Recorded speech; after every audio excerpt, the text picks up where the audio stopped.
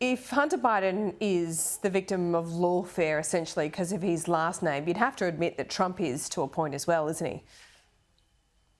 That Trump is what? A victim of lawfare.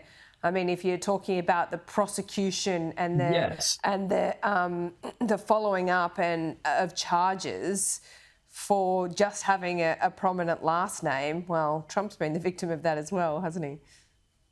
Yes, I would 100% agree with that. And I know that that's not the feeling of the majority of my party, but I would agree with that. I think that the charges against Trump are entirely because he's Donald Trump and because he's a political figure.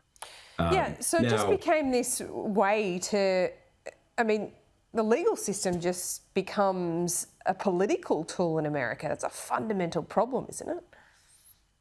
Yes, it absolutely is. And that's why I think legally it was the right thing to do because Hunter Biden wasn't running for president. Hunter Biden, he's simply unfortunately the son of the president. And so he was unfairly targeted. And I would say the same with Trump, that the law has been used against him as a political tool. And I don't support that either. I do think that Trump is not one to cast stones, considering the pardons that he gave at the end of his presidency and considering what he would likely do if he were in the same position. But I do think that politically it's a bad move for President Biden. Yeah, so when you talk about legacy, and we talked a bit about it then as well, but as a Democrat, are you worried that this is kind of precedent setting in a way? Donald Trump doesn't need any encouragement when he gets into office for the next 4 years. All those cases have been dropped against him anyway. He could have pardoned himself, but now that Joe Biden's done this for his own son, I mean, it might give Trump a bit more encouragement for things I can't even anticipate right now down the track.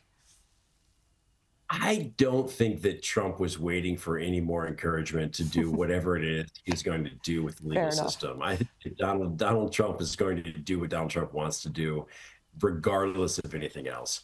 And I think that in a short period of time, we will forget about this. I mean, Joe Biden was not the first president to pardon a family member. Even Abraham Lincoln pardoned a family member. Bill Clinton pardoned a family member.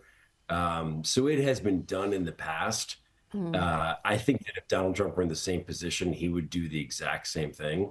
But I do think, to your point, that it sets a bad precedent, and people will, it only goes up from here. So I think that the future presidents are just they're going to have a lower bar for pardons after all of this. Yeah, I think so as well. Nathan, thanks so much for your time. Before I let you go, we saw the first Kamala video. There was a fair bit of reaction to that. What did you think about it? About the Kamala video? Yeah. Something about your power, you haven't lost your power. It was a bit rambling. I think that she, at the end of the day, the people in public office are human beings. Yeah. And we have to remember that the human beings, and they engage with the real world just like humans do. And, I think that she's trying to figure out what her path is forward. She's talking about running for future office, either for governor or for president one day. I don't know if the path will. Actually, I do know that the path will not be as open for her in the future as it was in 2024. But I don't blame her. I mean, she's had a wild year, and she's trying to figure out her path forward. And I wish her all the best. She's been nothing but, I think, a decent public servant. Yeah, well said. It takes a lot to serve your nation and be a public servant, and certainly not all of us do it, and I take my hat off to those who do. Nathan, well said. Appreciate your time. We'll see you soon. Absolutely. Great to see you.